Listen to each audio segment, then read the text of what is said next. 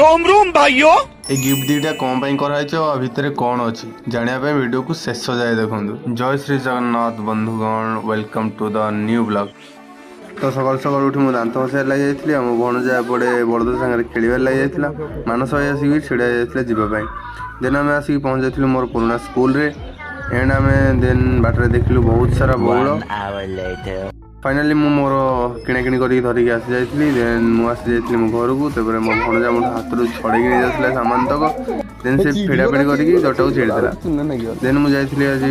जाड़धार तो मो बाबा हल्दी चपल मो हल्दी सान हल्दी नहीं आसली आ मो भणजा सेरलाक आउ किछिटा फोटो फ्रेम आउ गिफ्ट जरी।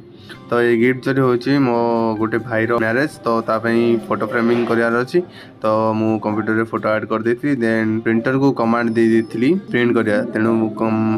प्रिंटर महास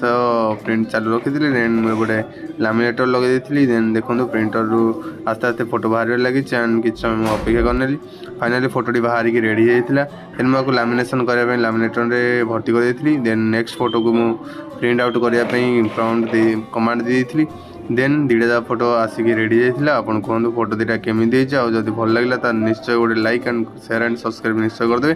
देन मु भाविली दीटा को गिफ्ट रे पैकिंग करदेको देन 1 hour later देन देखो फाइनाली मु दीटा जाक गिफ्ट पैकिंग करदेली आ मो भाईर बाहागर हो 22 तारिख हाँ सब्सक्राइब करा जमारू बोली तो मुझे रही